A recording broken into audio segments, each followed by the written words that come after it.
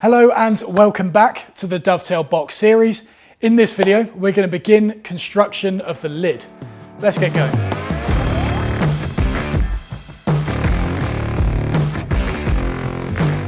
So in the previous episode, we got the bottom of the box flushed off, the outsides flushed, and it's pretty much at the stage where we're ready to attach a base. We're not going to do that at this point because what we might as well do is get the lid constructed in clamps and gluing, and then while that's drying, that's where we'll attach the base. It's just a bit more efficient to do it that way as opposed to attaching the bottom, gluing the top, and then watching it, waiting for it to dry. You might as well try and do two things at once. So I've got 3 pieces of material prepared for the lid of the box, and these have been cut about 3mm oversized, 1/8 of an inch or so. That way, once all of them are glued together, we can then flush off these 2 faces in order to make it fit within the carcass of the box perfectly. So what we're going to do first is orient these pieces so that it's a happy medium between something that looks nice, i.e. flipping it around so that the grain matches nicely on the joins and it flows nicely and there's no sort of weird imperfections that are going to be visible within the joints, and balance that with constructing a lid that is stable, i.e. it's not going to cup, it's not going to bow, it's not going to twist over time. A big part of this is finding a balance between something that looks nice and is actually going to last. So let's start with aesthetics, choosing timber for aesthetics, because that's the easy one. It's down to your own creativity, and what I say looks right may not look right to you. So I'm not going to dwell on this too much, but there's a few things that I'm about to say that may spark your imagination or make you think differently about things. I don't know. When looking at a piece of timber on the face, there's 2 grain patterns you're likely to see. One of them is straight grained. The grain goes straight down, top to bottom, and this is generally seen on quarter sawn timbers and rift sawn timbers. The other type you're likely to see is this, where the grain curves up in arcs. You know, sometimes it might have some sort of like weird sweepy thing going on with it, but generally it's going up in arcs like that as opposed to going straight. This is crown cut or through and through sawn. Lots of different names for it. These are known as cathedral patterns or crown cut grain patterns. It's generally something you see on through sawn timber or crown cut timber or simply square sawn timber. Those are the 2 things you're most likely to see. So let's just rub that off and start again. We're going to be joining 3 pieces of timber, and within those pieces of timber, we're either going to have straight grain or cathedral patterns. Now, we'll just reiterate what I'm about to say is my own personal taste on things. It's not something that you should necessarily stick to, but it's just worth knowing. If we've got 2 pieces of timber that are straight grained and 1 piece that has kind of swirly grain going on with it, generally what you want to do is make the outside ones the straight grain and the inside one the curly grain, like that. The reason is, if you look at a normal piece of timber that has been flat sawn all the way through, what you get naturally in that timber is straight grain transitioning into curved grain, transitioning back into straight grain. Doing it this way just looks a little bit more natural. It's more likely to hide those glue lines and make them less visible and kind of just make that look like one solid piece of timber, which is generally more sought after in furniture as opposed to sticking lots of little sections together. If you can make it look like a solid piece of timber, then you're onto a winner. Now let's move on to the next one. If you have 3 pieces of straight timber, then it's pretty simple. You can pretty much just get away with sticking them together and that's it. The only thing I would look out for in these instances is if the grain was kind of trailing off diagonally on one of them, you probably don't want to make it trail into it on the opposite one, because that will just make it more obvious that you've got lots of bits stuck together. Instead, see if you can make it trail across diagonally, like that. Once again, the grain will kind of all blend in, it will hide those glue gaps, and you'll get a much better joint and result from it. Another instance would be if you've got 3 crown cut boards with the 3 curved patterns on them. In that instance, you're probably not going to make it look natural, so you might as well just embrace the fact that it's not natural and make it look pretty cool. So for this, I would do curved patterns like that in the middle and then do opposites on the other side, so that when you look at it, you've got this cool like wavy pattern going on. As the saying goes, if you can't fix it, make it a feature.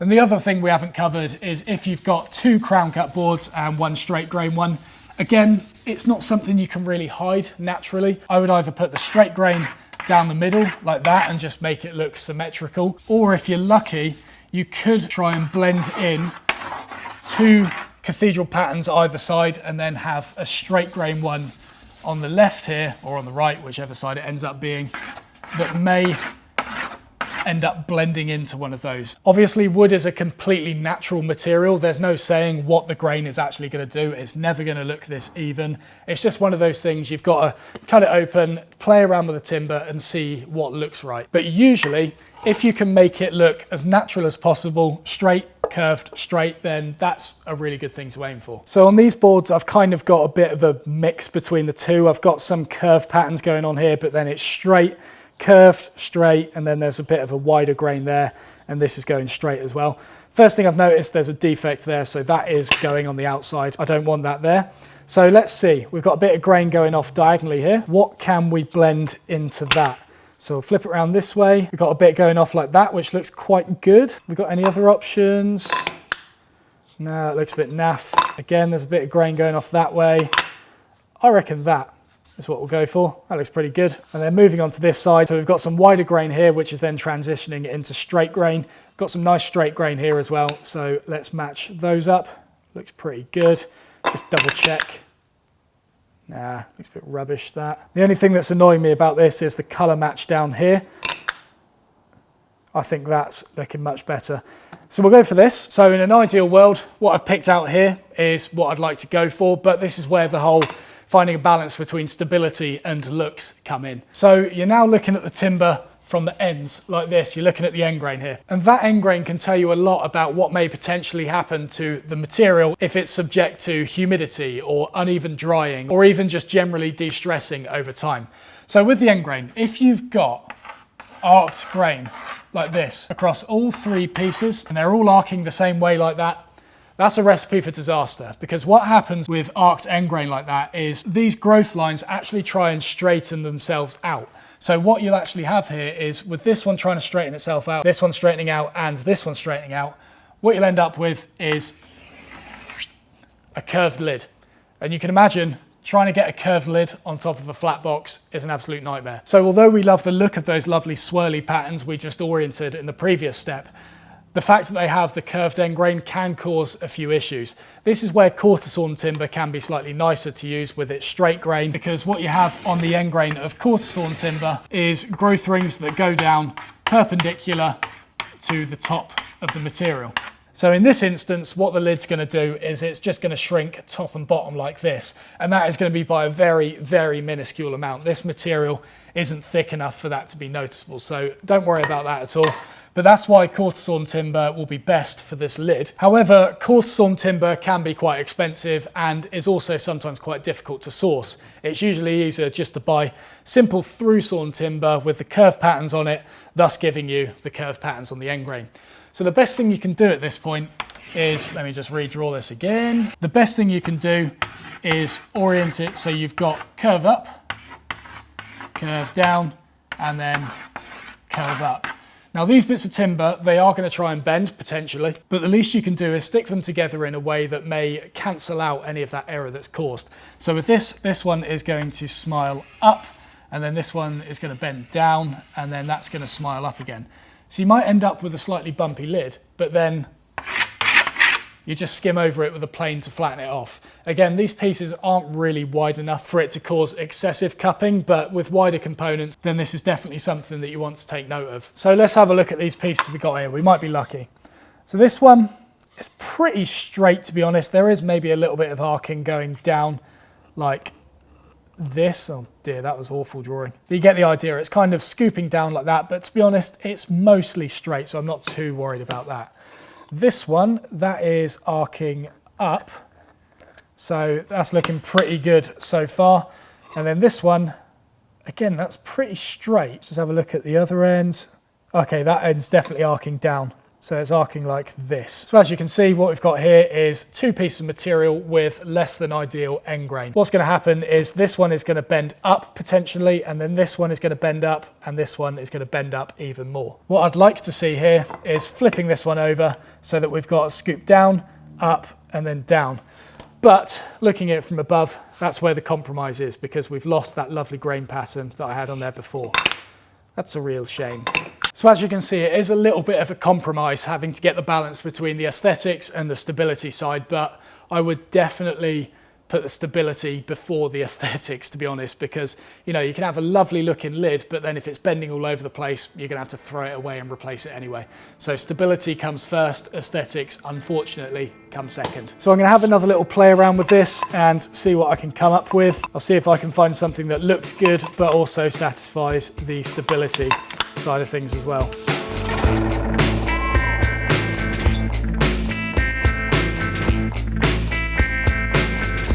Okay, I think I've got something here. So what I'm going to do is get the edges all nicely lined up and then draw a big triangle across all three of those components so that if I was to accidentally get these all mixed up and I can't remember how they go together, that triangle is an easy way of putting them together and making sure everything is aligned as it was before. So with these pieces of material, these have been machined on the planer and thicknesser, and to be honest, the joint between the pieces looks pretty good at first glance. A lot of people would just call that done at this stage and stick those panels together and that's it. But what you've got to bear in mind is with a planer and a thicknesser, when this material is going underneath that spinning cutter block, that is not actually creating a perfectly flat face. What it's doing is taking out a series of tiny little scoops all the way along the material so that they're so small you can't really see them, let alone feel them for that matter. But if you stick two pieces together with that kind of ripple pattern going on between the two components, that's going to affect your joint. You want to get rid of that, which is where hand planing these edges come in, because a hand plane is going to give you a perfectly flat face, providing you have the right technique, and it's going to give you an invisible glue joint. The other thing we're going to try and achieve here is a spring joint, which is a way of ensuring that when you stick these components together with an invisible glue joint, they stay together with an invisible glue joint. You don't get any gaps open on it. And that's what a spring joint can do. If we're looking at that joint from above, as I just showed you, so there's our joint right down the middle. You're looking at it from this angle at the moment. With a spring joint, what you aim to do is put a very shallow hollow along here and on here. Now this gap in the middle is minuscule. It's a couple of shavings thick. But what happens with this spring joint is when you put pressure from here and here and you close up that gap, therefore creating an invisible glue joint, what you've done is you've packed more fibers into the top than you have in the center. The reason for this is to prevent any gaps from opening up here and down here. Let's pretend that we didn't do a spring joint. And in fact, what we have here is two pieces of timber that are just stuck together with perfectly flat edges. With timber's like a series of straws going up, and air wants to escape from those straws and therefore dry out the piece of timber. But what happens with timber as it dries out is it shrinks. Now these being long straws, along this piece of timber, where do you think is the easiest place for the air to get out from? Yep, here and here. So because the air is able to escape these areas quicker than it is in the middle, it means that this area is going to shrink, this area is going to shrink, this is going to shrink, and this is going to shrink. Therefore, opening a gap like this and like this. And this is exactly why this piece of Paduke that I've got here has a split at the end, and there is a little split down the bottom here as well. It's because the air has escaped out the ends quicker than it has in the middle, and therefore it's shrunk there and shrunk there, shrunk there and shrunk there. This is a solid piece of timber. There's no glue joint in this, but as you can see, it still rips itself apart. It will definitely do it to a piece like this if you don't create a spring joint. So as you can see, a spring joint would prevent this from happening by packing more fibers into these corners here and these corners at the top. Therefore, if they do try and shrink, there's more compression up there to allow for those areas to shrink without opening up any gap. It's really difficult stuff to picture, so don't sweat too much if you don't understand it, but all you need to know is aim to get a spring joint in this. So enough talking about a spring joint, let's actually make one. So we've got the piece low in the vise, and we'll get a plane and just start doing a few shavings in order to get that edge perfectly flat. There we go, that was a full length shaving there, so we're nice and flat on there. Just need to double check that it's actually square. All right, so that's looking a little bit higher on this right hand side. I'll just put a line along there just to show me where. And because I've got a curved blade on this plane, if I center the plane above that high side, it's going to take more of a shaving off there than it does on the low side. So if you haven't already, have a look at my video on how to get a stupidly sharp edge on a plane blade, because it will show you how to put this curve on it and therefore help you with this stage of the project. The other video that may be useful here is squaring and dimensioning material by hand, which talks you through every step of flattening and squaring an edge. Both of these will obviously be linked in the supporting resources. All right, so that's looking flat, square, only a couple of shavings needed, and that is ready for us to put the spring joint into it. So with the spring joint, what we're going to do is take a shaving that is this long, so we'll land here, take off here, and then we'll do a slightly longer one and slightly longer one. We probably only need those 3 shavings in order to do this effectively, especially if we're going to do it on this component and the other one. So let's do that in practice. Get the plane nice and central, take off,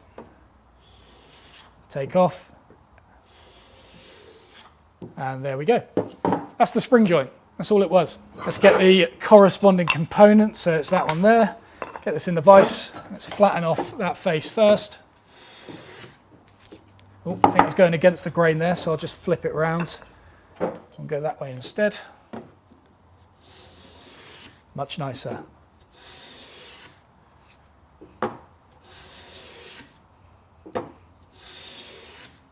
Okay, so full length shavings are produced there. Check for square. A bit high on this right hand side again. So pencil line on there just to show me where it is. Let's get it centered above that.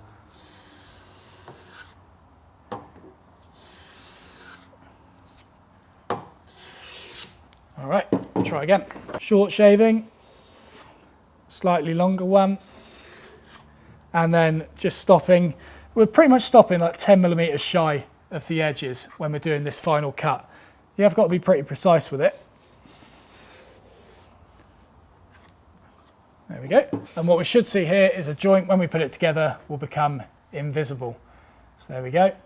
What you're seeing here is a small shadow from this component overhanging this one. If I push that together, you can see it's pretty good. But the main places I'm looking here are the ends. And it looks like there's actually a small gap down here, which I'm not happy with. See, right down here, minuscule little thing, but it's hard to know which component you actually need to take that material away from. So what I do here is slide the material down, and if the gap persists, that shows which one the material needs to be removed from. So if I slide this one down first, gap disappears.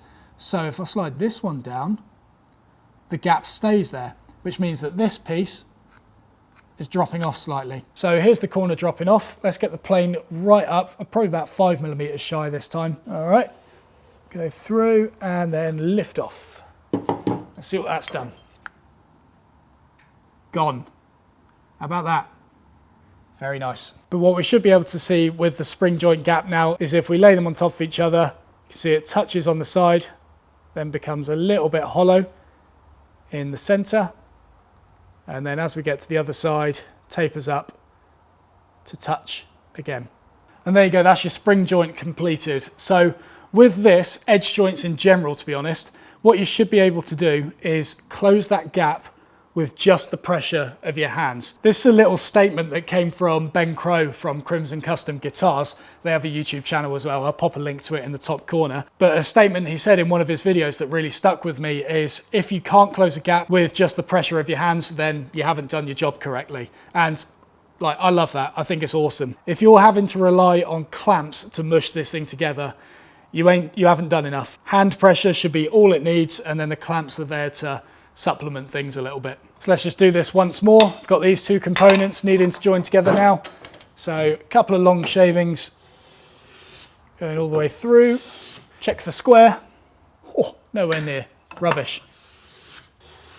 Okay, so I've squared the sides of these ones, and it's pretty obvious to see at this point, gap there and a gap there. This is actually something that a plane excels at doing. They're not great at flattening off surfaces. What they're very good at doing is creating arcs, which is another reason for the spring joint, because it counteracts this arc from being created by creating one in the opposite direction. So with this, the fact that there's a pretty visible gap either side, it's going to take more than just 3 strokes to hollow this out. This is going to be something that I'm just going to have to do by eye and just keep going until it looks right. The only difficult thing with this being the fact that I've got to take a lot of shavings off means that there's more potential to put this out of square. So as you create the spring joint, just keep checking it as you go and correct any errors before they become massive issues.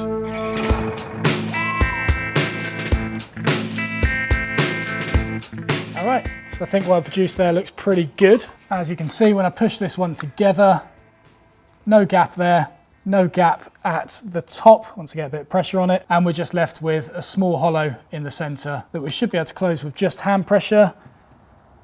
Looks good. Again, the gap you're seeing here is just a shadow. If I push that down, it completely disappears. Very happy with that. Now, there are certain instances with this where no matter how much you try and get that joint perfect, there's just going to be little hairline gaps in places. Just double checking this one at this point. Yeah, this one looks fine. But if you take this to a point where you've got too much of a spring joint, or there's little gaps in places where you just can't figure out how to get rid of them, sometimes what you can do is just a shaving all the way along it, nice and even. And then shaving on this one as well. That's going to even out any little bumps along the way, bring it into being square a bit more. And although it reduces the spring joint, it just evens things out to make it a lot better. And in fact, actually that has actually improved this slightly. Once again, no gap, tapering into a tiny gap in the center, moving along to then close up once again. That's exactly what we're going for. And there you go, that is how you construct a lid for aesthetics and stability. So with this step, there is a lot of supporting resources, all of which are listed below. Have a look at that because it will really help you out with planing these edges flat and square and everything. It's a lot trickier than I just made out, trust me. I remember struggling with this for hours beforehand. So just take your time with it. You're now ready to move on to the next lesson, which you can do so by clicking the link below. And if you haven't already, please subscribe by pressing the big round button to the left-hand side of this video. Best of luck with this stage, guys. See you in the next video.